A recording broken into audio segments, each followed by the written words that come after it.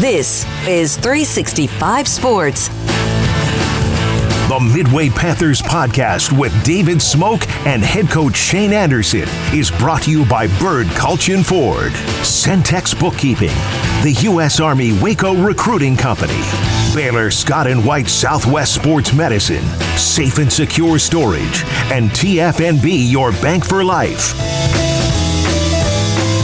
Well, here we are, the 2023 high school football season, and every week, Shane Anderson, Midway head coach, will join me as we look at the Panthers, look at who they are, where they've been, and what they have coming up. And in fact, the season starts on Friday against Mansfield on the road at Anderson Stadium.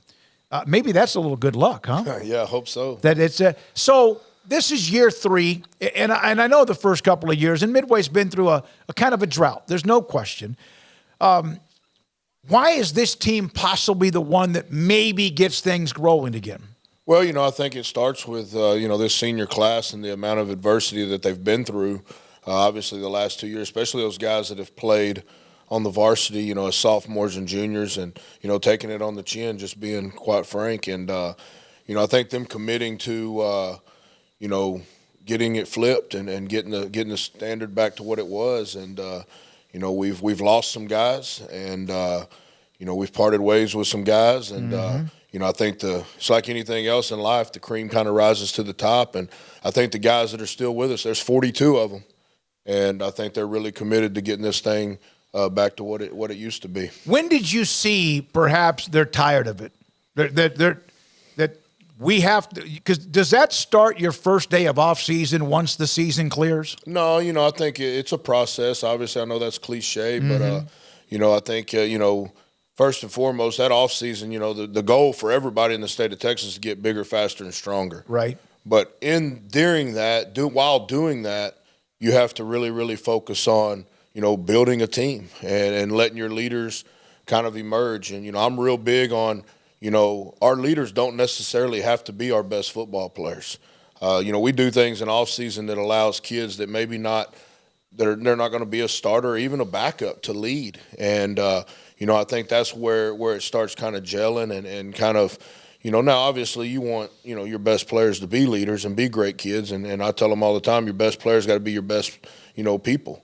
And, so I think it's just a melting pot of all that. And then, obviously we've had some changes in both coordinators getting head jobs last year and having 2 new coordinators in. And, I'm a firm believer in everything happens for a reason. And the 2 guys we've got to come in and lead the offense and defense, I think have taken us to the next level, and we're excited about that. Well, Chad President, former star quarterback, played in a couple of state championship games at Temple, then went on to play at Tulsa.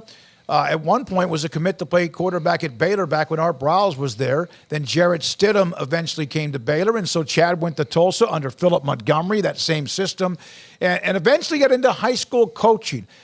You have been told by others that he is not just a kid that wants to coach, that he is a guy that gets it. Yeah, he's special. He's 26 years old, and, when I reached out to Mike Spradlin, I told Chad – the last couple of years, I started building a relationship with him kind of off the record. And, I told him, I said, man, one day I'm going to get you. And, Spradlin told me he's the real deal. And then like I told you the other day, we all have kids that we coached that we think highly of and we'd stand on the table for. And so, initially I was like, Coach Spradlin loves this kid. And that's great. But, once he got in the door, Coach Spradlin was on point. I mean, he's a special coach, special dude.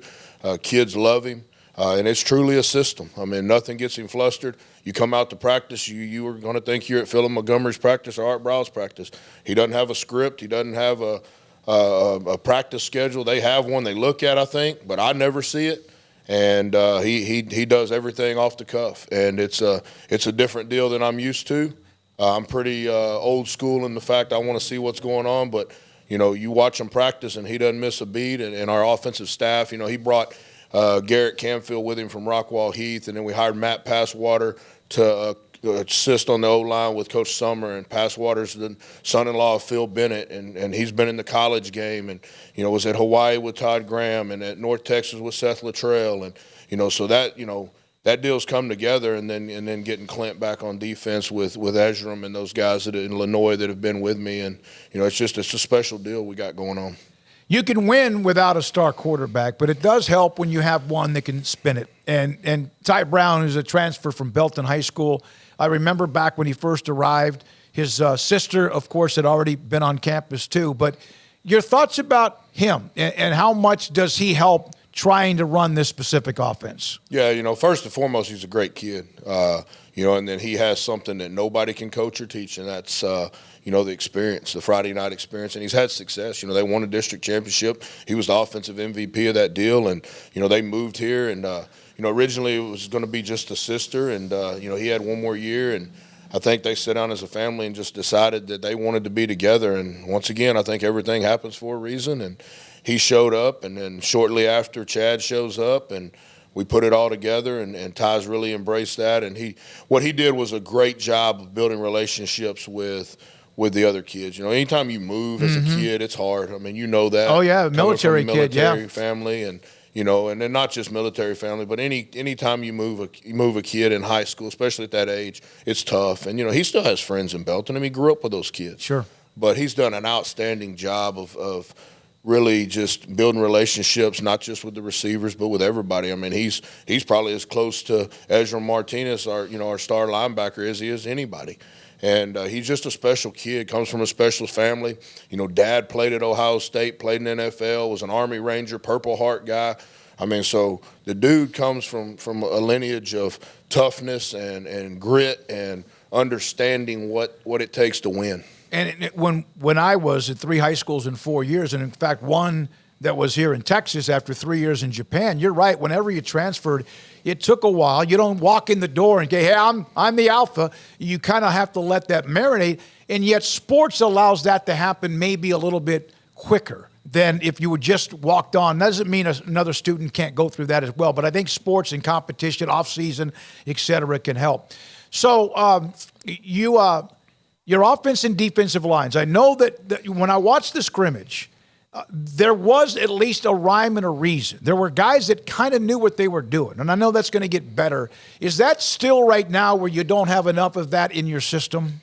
No, I think we've worked really hard on that. And, I mean, all the way back to, right after we got back from spring break, we started our skills and drills and the fundamentals, and then carrying the spring ball, and we kept it super simple during spring ball so that those kids didn't have to think, and we weren't having to reteach, and we wanted to just get really, really good at those things. And, people get caught up all the time in all this scheme, and at the end of the day, it's blocking and tackling.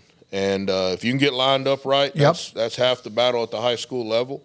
And like I said, we have really, really good coaches on both sides of the ball at all positions, and they get it, and I'm on them daily.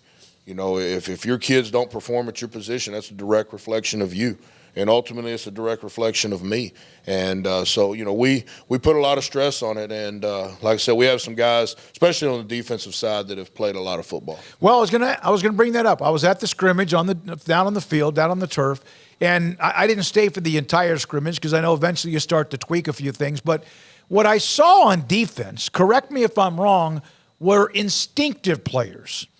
You're going to have sometimes who you play against, certain guys, certain matchups that don't work well. But it looked like to me that there was instincts involved, and I don't know if that's always been the case. Yeah, I think, like I said, it's just the amount of, guys that have played a lot of football. We haven't really changed our scheme defensively. I mean, from last year we were that 3-3-5 look, and so we went to the 4-man front immediately in the spring, and then Clint coming in and building off of that and trying to keep it simple. But a kid like Jace White's played a bunch of football. Oh yeah. Carlos Talton was a sophomore that played a lot last year. The Gibson kid played a lot, and then our linebacking core is probably as good as I've been around at Midway. And we feel like we have 5 or 6 guys that can go out there and play those 3 linebacker positions at any point in time and feel really good about all of them.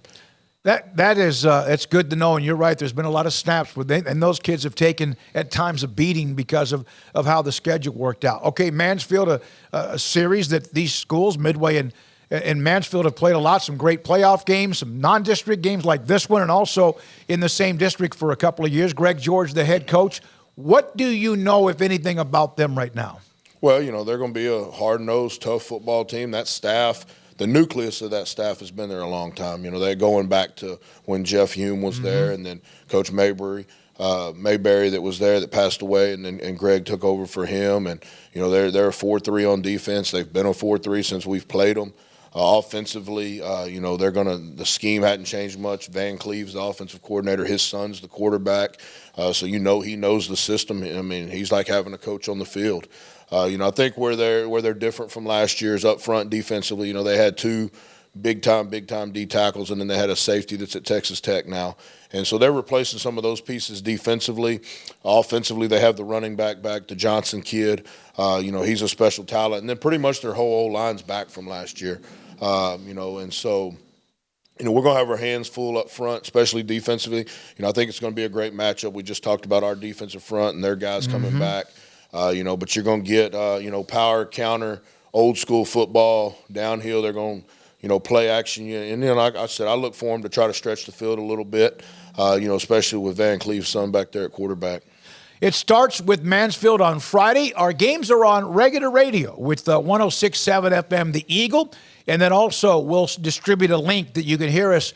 You need to download Sikkim 365, the app. Sikkim 365 app. We'll have a link specifically for Midway football that we will have up every time they play here with Midway. 6:30 the pregame, 7 o'clock is the kickoff at Anderson Stadium in Mansfield. Great to see you again, man. Yeah, man, this is always fun. This is probably one of my favorite things to do every week, and get on here and visit with you. You and I have go way back. Way back. Appreciate what you do for us, and what you guys off the screen do for us as well, and then we're blessed to be a part of it. Can't wait. Shane Anderson, Midway football coach.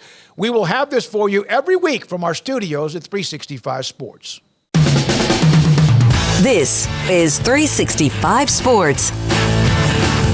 The Midway Panthers podcast with David Smoak and head coach Shane Anderson is brought to you by Bird Culchin Ford, Centex Bookkeeping, the U.S. Army Waco Recruiting Company, Baylor Scott & White Southwest Sports Medicine, Safe and Secure Storage, and TFNB, your bank for life.